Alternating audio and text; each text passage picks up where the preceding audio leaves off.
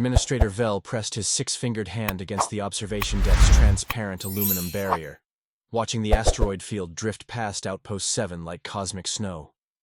The Keth mining colony had been his responsibility for 12 cycles now, a testament to his species' methodical approach to resource extraction in the galaxy's outer rim.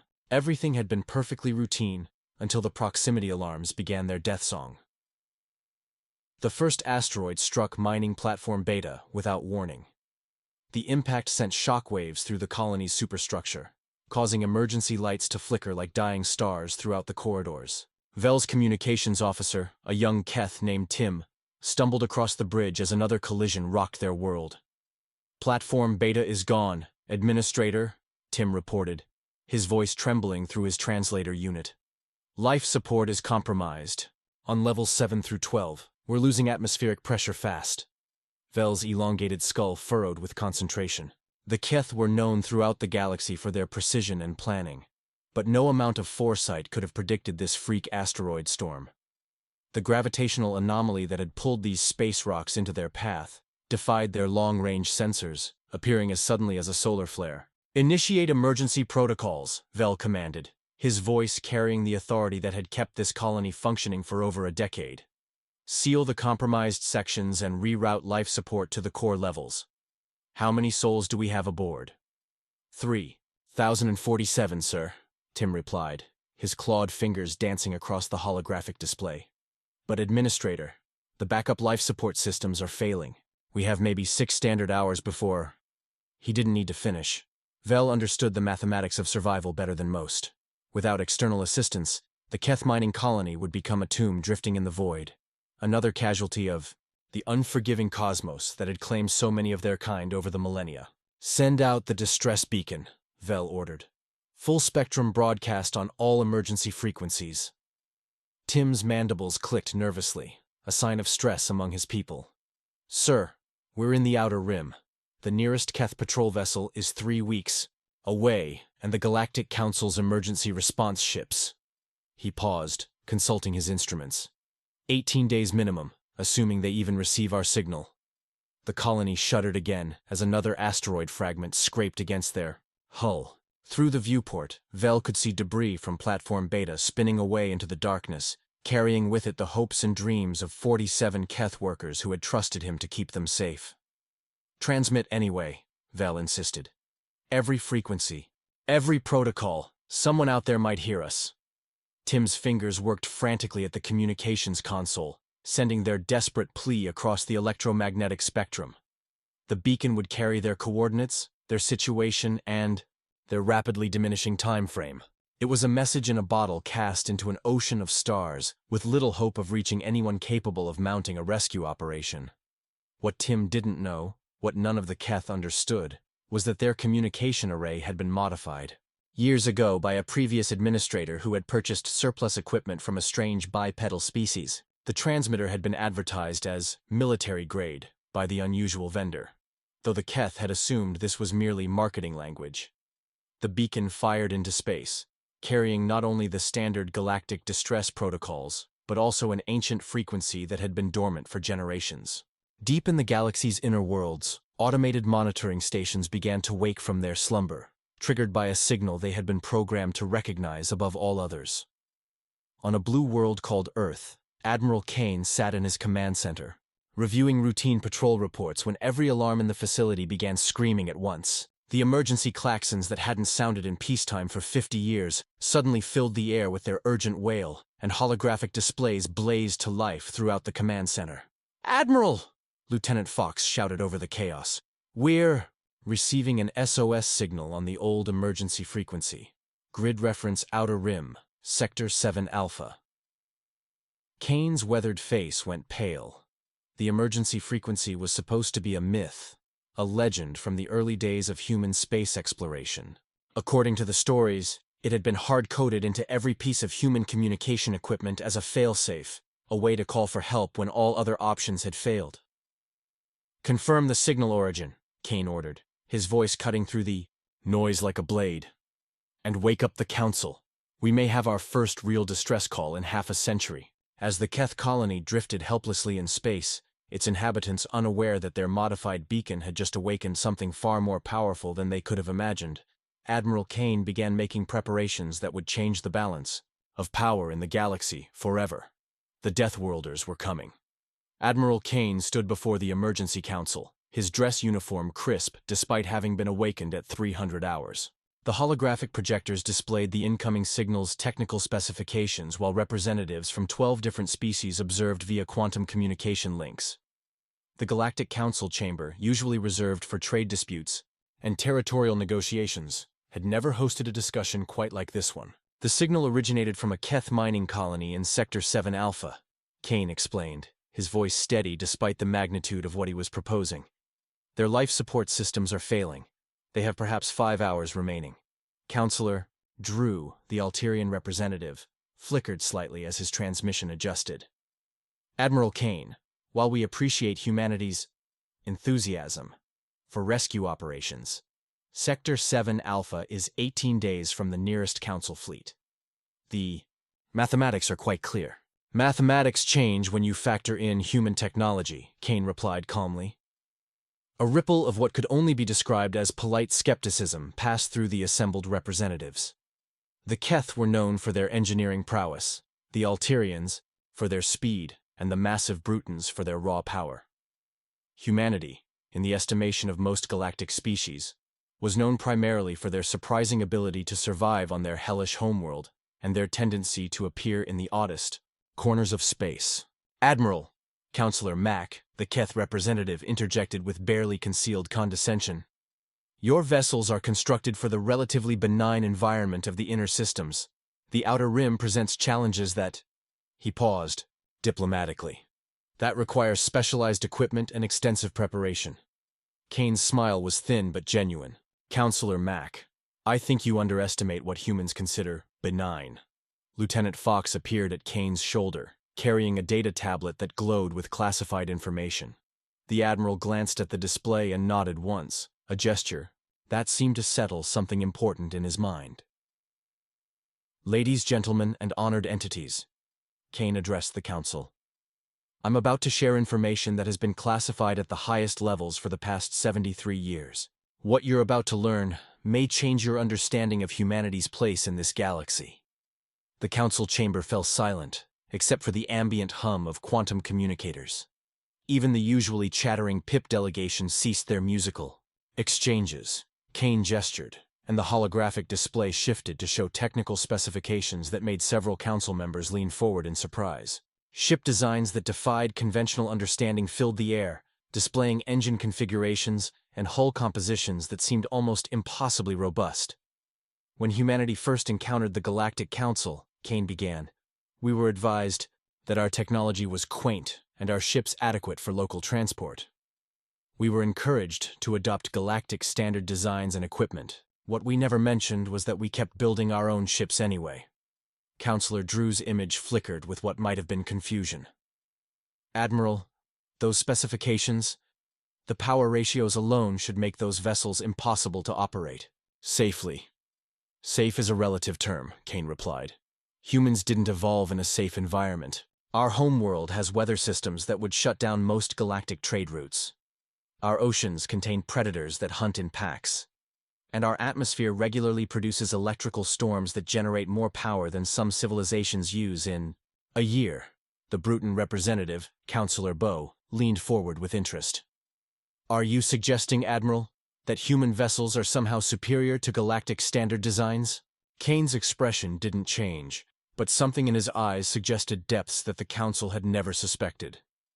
I'm suggesting, Counselor Bow, that when you build ships to survive the space around Earth, they tend to perform remarkably well. Everywhere else. Lieutenant Fox stepped forward. Admiral, the fleet is assembled and ready for departure. Captain Ross confirms all vessels are at full readiness. The speed of the response startled the Council. Most galactic rescue operations required days of preparation, careful route planning, and extensive supply coordination. The humans seemed to have gone from receiving the distress signal to launching a rescue fleet in under 4 hours. Admiral Kane, Counselor Mack said slowly, are you seriously proposing to traverse 18 days of outer rim space in a matter of hours? Not hours, Kane corrected. Days. 3 of them, to be precise. The mathematical impossibility of the statement hung in the air like a challenge. Faster-than-light travel had theoretical limits that every spacefaring species understood. The energy requirements for sustained high-velocity travel through the outer rim's gravitational anomalies were prohibitive for any known technology. That's not possible, Counselor Drew whispered. Kane's smile broadened slightly. Counselor, you might be surprised what becomes possible when your species spends 10,000 years learning to survive on a world that's actively trying to kill them. The Admiral gestured to Lieutenant Fox, who activated another holographic display. This one showed real-time images of the human fleet assembling in Earth's orbital shipyards. The vessels were unlike anything the Council had seen before. Angular, where galactic ships were curved, armored where others relied on shields, and powered by energy signatures that registered off the scale of conventional sensors. The rescue fleet consists of 12 heavy cruisers, 6 support vessels, and 1 flagship, Kane announced. Total crew complement, 8,000 souls ready to risk everything for people they've never met, on a world they've never seen, simply because someone asked for help. Counselor Mack's image wavered as he processed the implications. Admiral, even if your vessels can somehow reach our colony in time, the outer rim is filled with hazards that have destroyed ships twice the size of— Counselor, Kane interrupted. Gently. Humans don't consider dangerous space to be an obstacle. We consider it to be Tuesday. The council chamber fell silent again as the weight of Kane's words settled over the assembled representatives. For the first time in galactic history, the other species began to suspect that they might have fundamentally misunderstood their human neighbors. Fleet departure in T-minus 60 minutes, Lieutenant Fox announced. Admiral Kane straightened his uniform and prepared to oversee humanity's first major galactic rescue operation, unaware that he was about to demonstrate why humans had earned a reputation as the galaxy's most unpredictable species. The Deathworlders were about to remind the galaxy why some worlds bred survivors. Captain Ross stood on the bridge of the Defiant, watching the stars shift from points of light into flowing streams as his ship entered hyperspace. The human fleet had departed Earth's orbital platform precisely on schedule, 12 vessels cutting through the cosmic void toward a distant colony full of beings they had never met. Navigation confirms our trajectory, Captain, reported Lieutenant Cole from the helm station. ETA to Sector 7 Alpha, 71 hours 14 minutes. Ross nodded, his weathered hands clasped behind his back as he surveyed the tactical displays surrounding his command chair. The Defiant was the newest vessel in humanity's deep space rescue fleet, designed specifically for operations in the galaxy's most dangerous regions. Her hull was composed of Earth-forged titanium steel alloys that could withstand pressures and temperatures that would crush conventional spacecraft. Captain, Communications Officer Parks called from her station, we're receiving another transmission from the Keth colony. Their situation is deteriorating faster than anticipated. The main view screen shifted to display Administrator Vell's elongated features, his 6-fingered hands gesturing frantically as he spoke through the translation matrix. Behind him, Ross could see Keth workers moving with the controlled urgency of people who knew their time was running out. Human vessel, this is Administrator Vell of Mining Outpost 7. Our life support systems have suffered additional failures. We now estimate 37 hours remaining before total atmospheric loss. Please advise if you can reach us in time. Ross stepped forward, his voice carrying the calm authority that had seen him through 40 years of deep space operations. Administrator Vell, this is Captain Ross of the human vessel Defiant. We will reach your position in approximately 70 hours. I need you to implement emergency conservation protocols immediately. Vell's mandibles clicked with what Ross had learned was a Keth expression of distress. Captain Ross, with respect, 70 hours exceeds our remaining life support capacity by more than 30 hours. We appreciate your efforts, but the mathematics are clear. Administrator, Ross said quietly, humans have never been particularly good at accepting mathematical limitations. Continue your conservation efforts. We're coming. The transmission ended, leaving the bridge in thoughtful silence. Ross turned to his chief engineer, a compact woman named Morgan, whose reputation for mechanical miracles was legendary throughout the fleet. Morgan, how's our engine performance? She consulted her tablet, her fingers dancing across technical readouts that would have baffled most galactic engineers. Running at 112% of rated capacity, Captain. The new fusion cores are performing better than expected. We can push to 120% if necessary. And the structural integrity? Morgan's grin was fierce. Sir, this ship was built to survive atmospheric re-entry at combat speeds. A little hyperspace stress isn't going to slow us down. Ross appreciated the confidence, but he knew the challenges ahead extended far beyond simple engineering problems. The outer rim was notorious for gravitational anomalies, spatial distortions, and the kind of cosmic phenomena that had claimed countless ships over the centuries. Tactical, he called to Lieutenant Stone at the weapons station. What's our intelligence? On the route to 7 Alpha? Stone's expression grew serious as he consulted the navigation computer. Captain, we'll be transiting through the Meridian Nebula, 3 asteroid fields, and at least 2 documented gravimetric anomalies. Standard galactic protocols recommend a minimum of 6 vessels for safe passage. How many vessels are we traveling with, Lieutenant? 12, sir. Ross allowed himself a small smile. Then we're overstrength for the mission. Meanwhile, 300 light-years away, Administrator Vell struggled with calculations that offered no hope. The colony's chief engineer, a methodical Keth named Paul, had reviewed their life support systems 17 times, each analysis yielding the same grim conclusion. Administrator, we've sealed off all non-essential areas and reduced atmospheric circulation to minimum safe levels, Paul reported. Even with perfect efficiency, we have perhaps 35 hours remaining. Vell stared out at the asteroid field that had destroyed their mining platform, wondering how a routine extraction operation had become a desperate fight for survival. The Keth were not a species prone to panic, but the mathematics of their situation were undeniable. What do we know about these humans? Vell asked. Paul consulted his data tablet, scrolling through what little information their databases contained about Earth's inhabitants.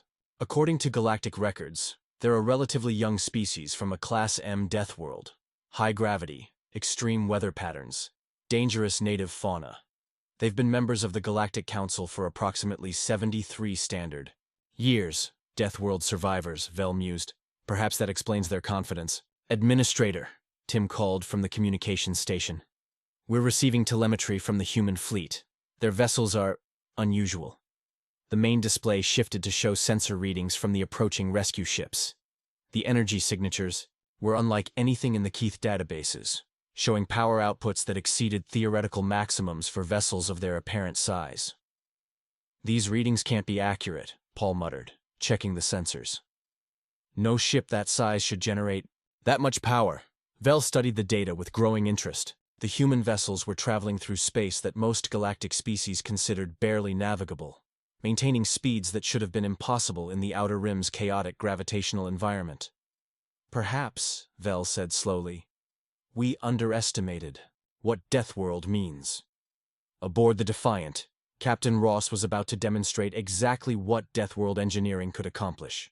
As the fleet approached the Meridian Nebula, conventional wisdom suggested reducing speed and activating additional shielding to protect against the charged particles and electromagnetic interference.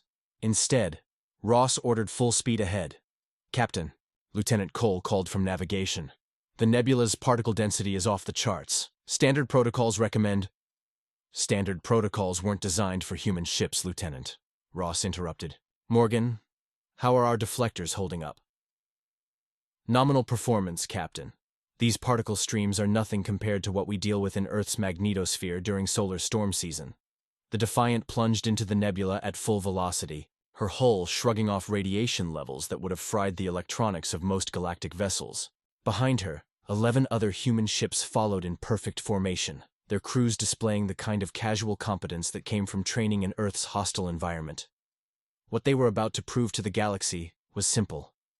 When your homeworld spends millions of years trying to kill you, everywhere else seems remarkably friendly. The rescue fleet pressed onward through the dark, carrying hope toward beings who had given up on mathematics and started believing in miracles. The Meridian Nebula writhed around the human fleet like a living thing, its charged particles creating electromagnetic storms that would have disabled most galactic vessels within minutes. Captain Ross stood calmly on the bridge of the Defiant, watching his crew work with the practiced efficiency of people who had trained for exactly this scenario. Radiation levels are spiking beyond Class 5 parameters, reported Lieutenant Parks from the communications station. We're losing long-range communications with Earth Command. Expected, Ross replied without concern. Engineering, how are our systems holding up? Morgan's voice crackled through the intercom from deep within the ship's core. Captain, the fusion reactors are actually running more efficiently in this environment. Something about the particle density is improving our magnetic containment. We're getting a 12% boost in power output. Ross allowed himself a moment of satisfaction. Human ships weren't just built to survive hostile environments, they were designed to thrive in them. While other species saw the nebula as an obstacle, human engineers had recognized it as an opportunity. Navigation. Adjust our course to take advantage of the particle streams. Let's see if we can squeeze a few more hours out of this transit. Lieutenant, Cole's fingers danced across his console, plotting a course that would have terrified most spacers. Instead of avoiding the nebula's most dangerous regions, he was steering directly into them, using the charged particle flows like ocean currents to increase their velocity. Course laid in, Captain. We're riding the lightning. The Defiant banked hard to starboard, her hull groaning as gravitational forces that exceeded normal safety parameters pressed against her superstructure. Behind her, the rest of the human fleet followed in perfect formation, their crews executing maneuvers that most galactic pilots would have considered suicidal. 300 light-years away, Administrator Vell watched their long-range sensors with growing amazement. The human fleet had not only survived passage through the Meridian Nebula, they had actually gained time. Their estimated arrival had improved by 6 hours. "This is impossible," muttered Paul, the colony's chief engineer. "No one travels through Meridian at those speeds. The radiation alone should have fried their navigation systems." Vell studied the sensor readings, trying to understand what he was seeing. The human vessels showed no signs of distress, no indication that they were struggling with the hazardous environment. If anything, they seemed to be accelerating. "Tim," Vell called to his communications officer, "are we still receiving transmissions from the rescue fleet?" "Intermittently, Administrator. The nebula is causing interference, but their signal strength is actually increasing. They're definitely getting closer." For the first time since the asteroid impact, Vell allowed himself to feel something resembling hope. The humans had promised they would arrive in 70 hours, but at their current rate of progress, they might actually make it in time. "Update the evacuation protocols," Vell ordered. "If these Deathworlders are as capable as they appear, we need to be ready for immediate departure." Aboard the Defiant, Captain Ross was already thinking several steps ahead. The nebula had been challenging but manageable. The real test would come when they reached the Kovac asteroid field, a region of space so dangerous that even the most experienced galactic pilots avoided it entirely. "Captain," Lieutenant Stone called from Tactical, "long-range scanners are picking up the asteroid field. It's extensive." The main view screen shifted to display a three-dimensional map of the obstacle ahead. Thousands of asteroid fragments, some the size of small moons, tumbled through space in chaotic orbital patterns. Gravitational anomalies created pockets of twisted spacetime that could tear a ship apart in seconds. Most species would have spent weeks plotting a safe course through the field, carefully calculating the movements of each major asteroid and planning a route that minimized risk. The human fleet had minutes to make their decision. "Navigation. Plot the most direct course to the other side," Ross ordered. Lieutenant Cole looked up from his console with barely concealed excitement. "Captain, that route takes us directly through the most unstable region of the field. We'll be dealing with gravitational shears, debris impacts, and spatial distortions." "Sounds like a typical Tuesday in the Sol system during meteor season," Ross replied calmly. "Execute the course." The Defiant dove into the asteroid field like a predator pursuing prey, her navigational computers processing thousands of calculations per second as she weaved between tumbling rocks the size of cities. Her escort vessels followed in tight formation, their pilots displaying the kind of precision flying that came from growing up in Earth's chaotic orbital traffic patterns. "Contact bearing 27 Mark 5, Lieutenant Stone announced. "Asteroid fragment, roughly 3 kilometers diameter, collision course." "Evasive maneuvers," Ross ordered without raising his voice. The Defiant rolled hard to port, her hull passing within meters of the spinning rock. As they cleared the obstacle, another asteroid appeared directly ahead, its rotation creating a gravitational wake that would have trapped most vessels. "Full power to forward deflectors," Ross commanded. "We're going through it." "Through it, sir?" Cole asked. "The gravitational disturbance creates a tunnel effect. If we hit it at exactly the right angle and velocity, it'll slingshot us toward the other side of the field." What Ross was proposing was a maneuver that existed only in theoretical physics. Textbooks, a technique so dangerous that no sane pilot would attempt it. The margin for error was measured in fractions of seconds and degrees of arc.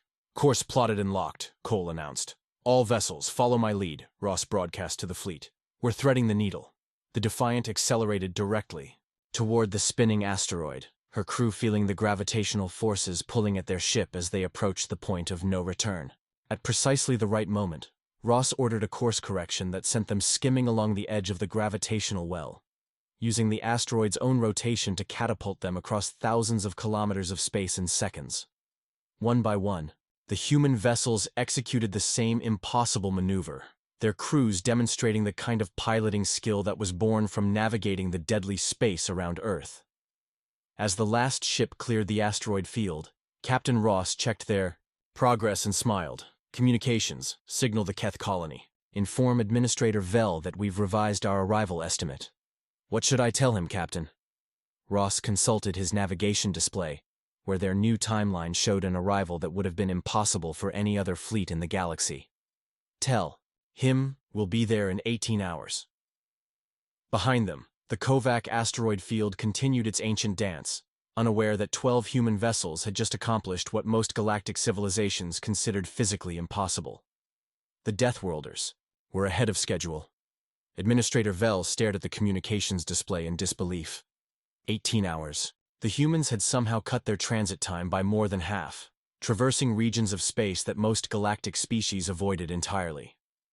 Around him, the Keth colony buzzed with activity as his people prepared for an evacuation they had begun to believe was impossible. "Administrator," Tim called from the communications station. "We're receiving detailed technical specifications from the human fleet. They're requesting our colony's structural schematics and life support configurations." Vell nodded, authorizing the data transfer.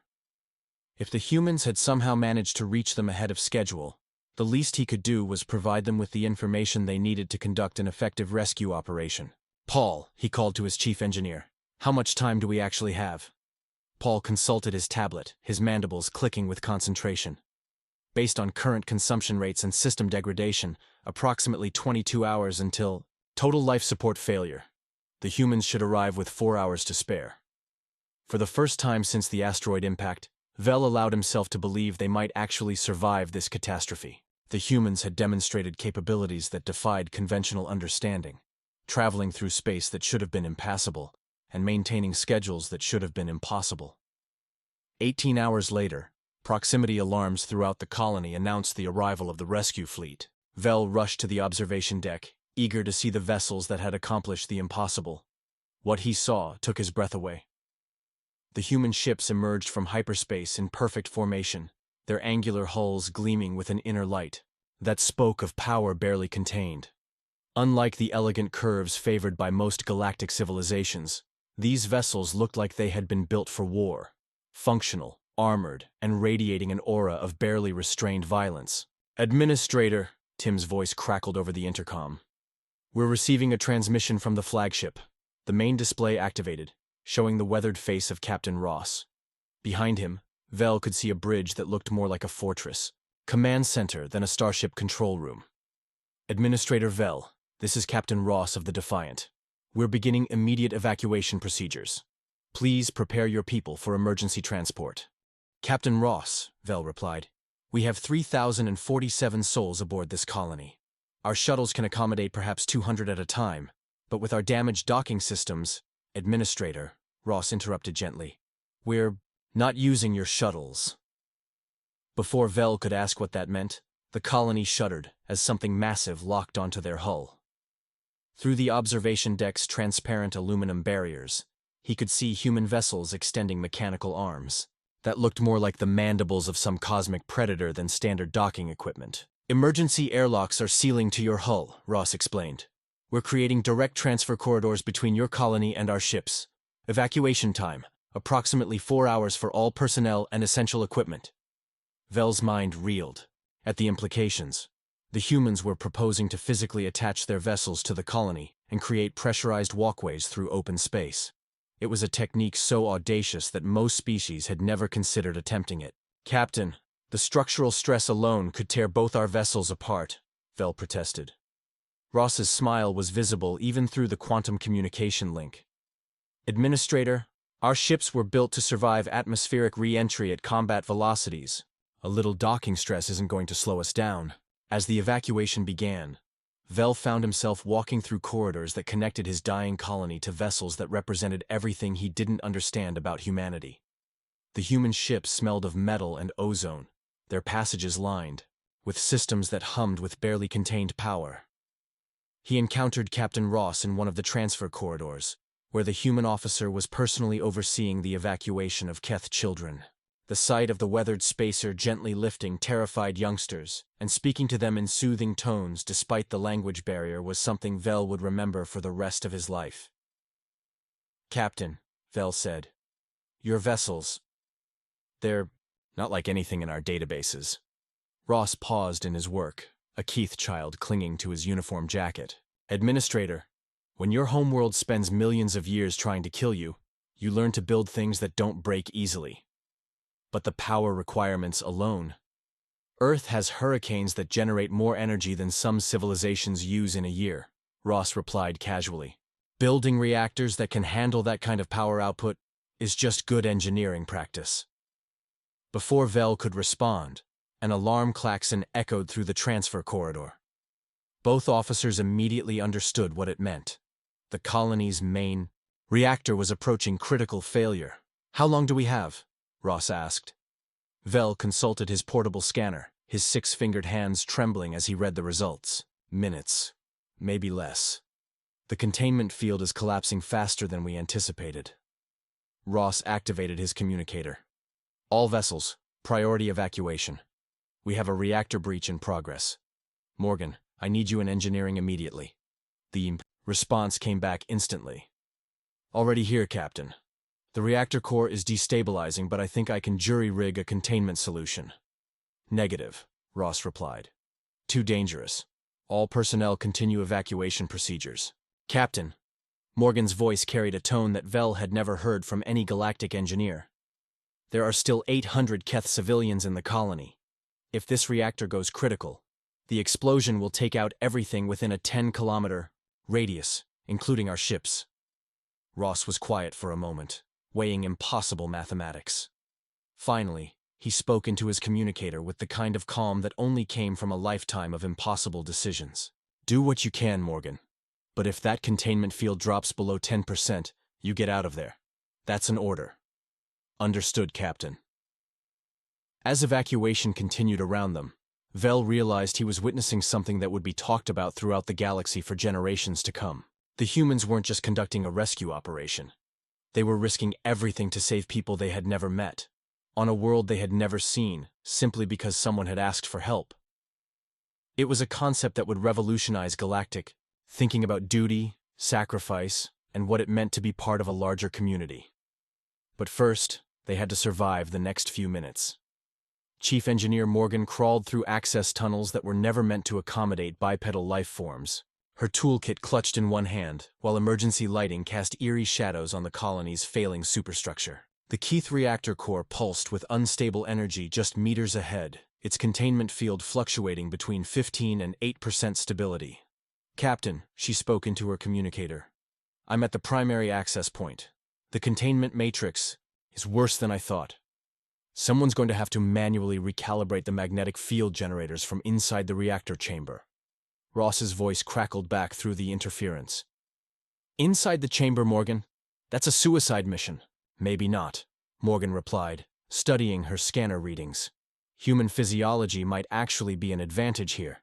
The radiation levels would kill most galactic species in minutes, but our evolution on Earth included constant exposure to solar, radiation, and natural background emissions. I might be able to survive long enough to stabilize the core." Through the colony's corridors, evacuation continued with desperate efficiency. Human crews worked alongside Keth civilians, carrying children, and elderly colonists through the transfer tubes that connected the dying outpost to the rescue vessels. Captain Ross personally supervised the loading of critical personnel while keeping one eye on the reactor status displays. Evacuation status report, Ross called to Lieutenant Parks. 2,800 evacuated, Captain. 247 remaining, mostly essential personnel keeping life support operational. Administrator Vell appeared at Ross's shoulder, his elongated features tight with worry. Captain, my engineer Paul insists on remaining with the reactor. He knows the systems better than anyone. Negative, Ross replied firmly. This is human engineering now. We don't leave people behind, and we don't ask others to take risks we wouldn't take ourselves. Deep in the reactor chamber, Morgan had reached the core access panel. The radiation levels were beyond anything most species could survive. But human evolution had included countless generations of adaptation to their homeworld's harsh environment.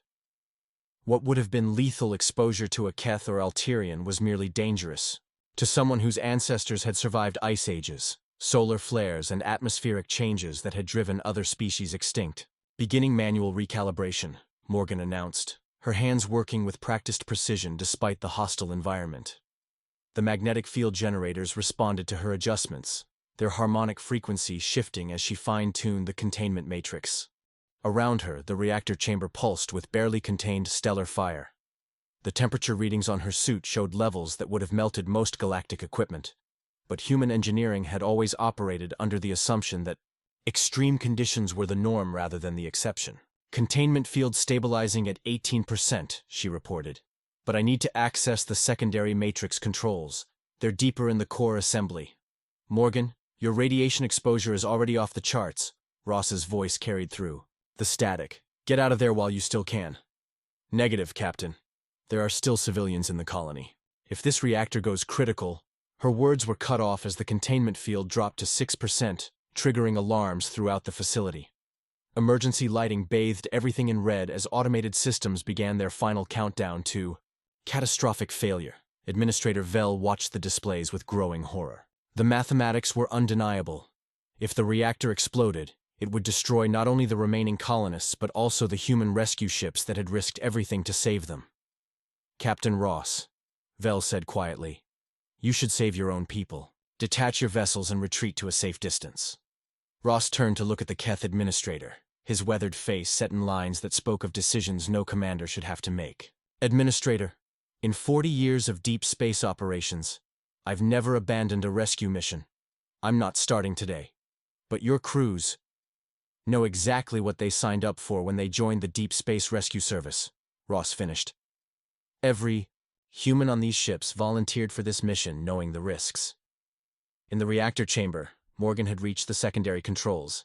The radiation levels were now beyond anything she had trained for, beyond anything most humans could survive. But evolution was a harsh teacher, and humanity had learned its lessons in the crucible of a world that offered no mercy to the weak or unprepared. Secondary matrix accessed, she announced, her voice showing the strain of extreme radiation exposure. Beginning final calibration sequence. Her fingers, now visibly trembling from radiation sickness, worked with the muscle memory of thousands of hours of training. The magnetic field generators responded to her commands, their frequency patterns slowly aligning into the stable configuration that would prevent catastrophic failure. Containment field rising, she reported. 20%, 25%, 30%. Throughout the colony, evacuation teams pressed forward with renewed urgency. Human crews carried unconscious Keth civilians who had succumbed to oxygen deprivation, while others maintained life support systems that were failing faster than anyone had anticipated. Lieutenant Cole coordinated the final evacuation groups. Captain, we have 47 civilians remaining, all in Sector 7. Estimated extraction time, 12 minutes. Morgan, status report, Ross called. The response came back weak but determined. Containment holding at 32%, Captain. That should be stable enough for the remaining evacuation. But someone needs to monitor the field generators. If they drift out of alignment. Morgan, get out of there. That's an order. Can't do that, Captain. The moment I leave this chamber, the field will destabilize. Someone has to stay and make sure. Her voice faded as the full implications became clear. The reactor could be stabilized, but only if someone remained behind to monitor and adjust the containment field.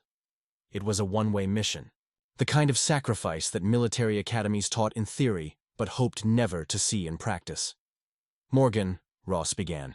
"Captain," she interrupted, her voice carrying the calm acceptance that came from understanding the mathematics of heroism. "Tell my family. Tell them I held the line." The final evacuation proceeded with desperate efficiency. Human crews carried the last Keth civilians through the transfer corridors while their engineer held a dying reactor together through force of will and superior training. The containment field fluctuated between 30 and 35%, stable enough to prevent immediate disaster, but requiring constant adjustment. "Last civilian evacuated," Lieutenant Parks announced.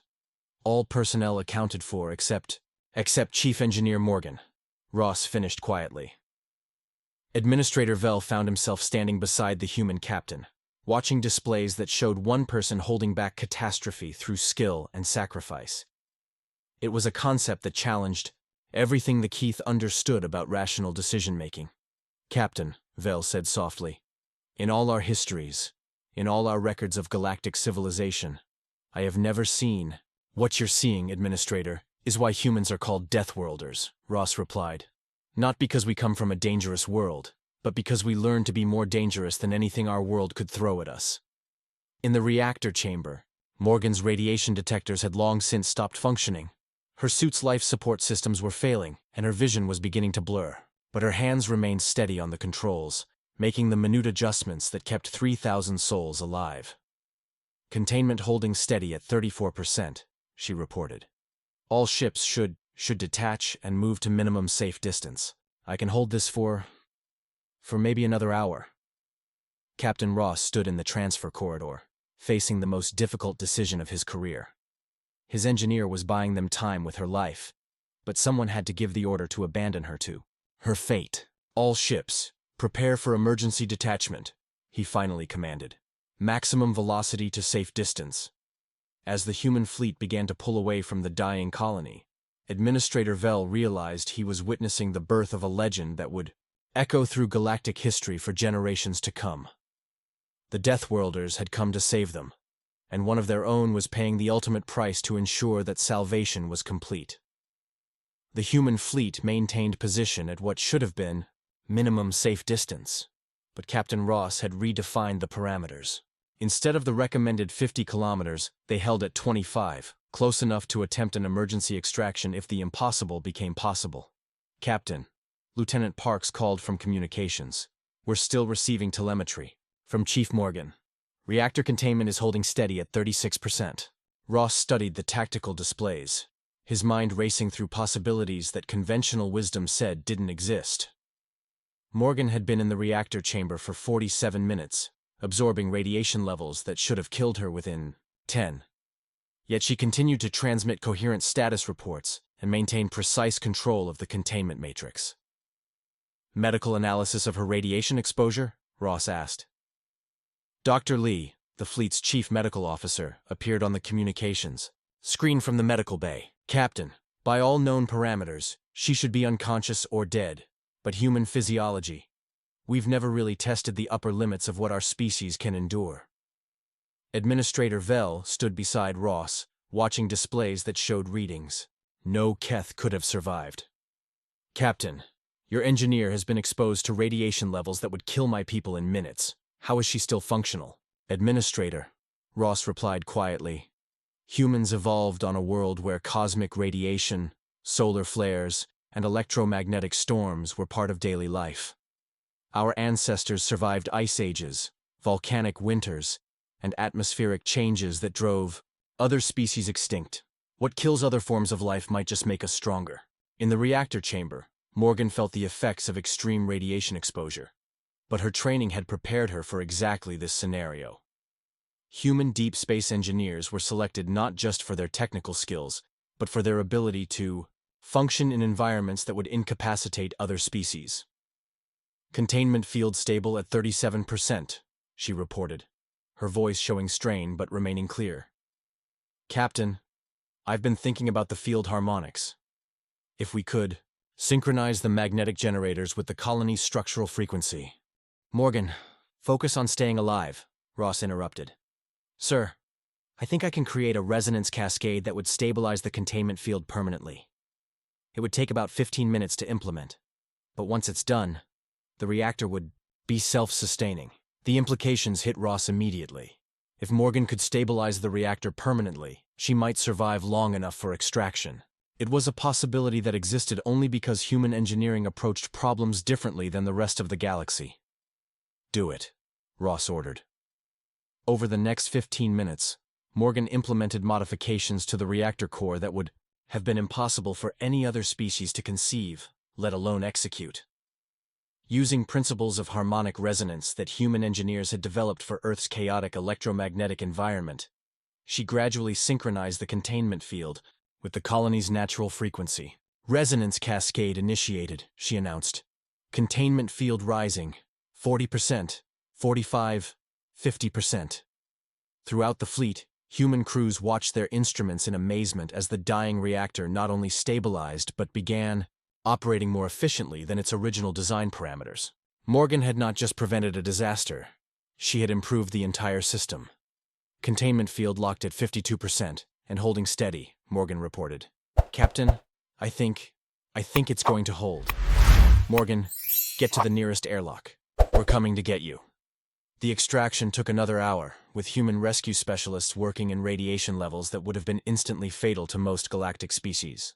When they finally brought Morgan aboard the Defiant, she was conscious, coherent, and already asking about the reactor's performance specifications. Dr. Lee's examination revealed radiation exposure that should have been lethal, but Morgan showed symptoms more consistent with severe sunburn than radiation poisoning. Her recovery would take weeks, but she would survive, a testament to the biological resilience that had allowed humanity to thrive on a world that actively tried to kill its inhabitants. News of the rescue spread throughout the galaxy within days. The story of humans traversing impossible distances through deadly space to save strangers, culminating in an engineer's sacrifice that turned into triumph, captured the imagination of every spacefaring species. Admiral Kane received the first diplomatic communications within a week of the fleet's return to Earth. The Alterians requested meetings to discuss joint exploration ventures. The Brutans expressed interest in human engineering techniques. Even the traditionally isolationist PIP delegation sent inquiries about cultural exchange programs. But it was Administrator Vell's report to the Galactic Council that truly changed everything. Honored Council members, Vell addressed the Assembly. I stand before you as someone who has witnessed the true nature of the species we call humans. They are not the primitive Deathworlders we thought we understood. They are something far more significant. The Council Chamber, representing dozens of galactic civilizations, listened in fascination as Vell described the rescue operation in detail. He spoke of ships that treated deadly space as navigable terrain, of crews who approached impossible challenges as routine problems, and of an engineer who literally held back catastrophe through skill and determination. What we learned, Vell continued, is that humans don't just come from a dangerous world. They come from a world so hostile that it forged them into something unprecedented in galactic history. A species that considers the impossible to be merely difficult, and the deadly to be merely interesting. Counselor Drew leaned forward with obvious interest. Administrator Vell, are you suggesting that human capabilities exceed our previous assessments? Counselor Drew. I'm suggesting that our previous assessments were fundamentally flawed. We measured humans against our own limitations and assumed they were similarly constrained. What we discovered is that evolution on Earth created a species with capabilities that the rest of us can barely comprehend. The vote to grant humanity full membership in the Galactic Defense Council was unanimous. Within months, human vessels were patrolling the most dangerous regions of space, conducting rescue operations that other species couldn't attempt, and establishing diplomatic relationships based on mutual respect rather than condescending tolerance. Captain. Ross found himself promoted to Admiral and placed in charge of the newly formed Galactic Emergency Response Fleet. His first official act was to recommend Chief Engineer Morgan for the Galactic Medal of Valor, the first human to receive the honor. But perhaps the most significant change was philosophical. The galaxy had discovered that the universe contained a species whose response to impossible was to ask, how long do we have? And whose answer to certain death was, we'll see about that. The Keth mining colony became a symbol of what could be accomplished when different species worked together. The reactor that Morgan had stabilized continued to operate at improved efficiency, powering not just the mining operation, but also a new research station dedicated to studying human engineering principles. Administrator Vell often stood in the observation deck, where he had first watched the human fleet arrive, remembering the moment when his understanding of the galaxy fundamentally changed. The asteroid field still drifted past, but it no longer seemed threatening. After all, if humans could traverse deadly space to save strangers, a few tumbling rocks hardly qualified as a serious obstacle. The Deathworlders had arrived in response to a simple distress call, but they had left behind something far more valuable. The knowledge that in a galaxy full of ancient civilizations and advanced technologies, there was still room for the kind of courage, ingenuity, and determination that could turn impossible situations into routine problems. Humanity had earned its place among the stars not through superior technology or ancient wisdom, but through the simple willingness to help when others called for aid, and the remarkable ability to succeed when everyone else had given up hope. The galaxy would never look at humans the same way again, and that was exactly how the Deathworlders preferred it.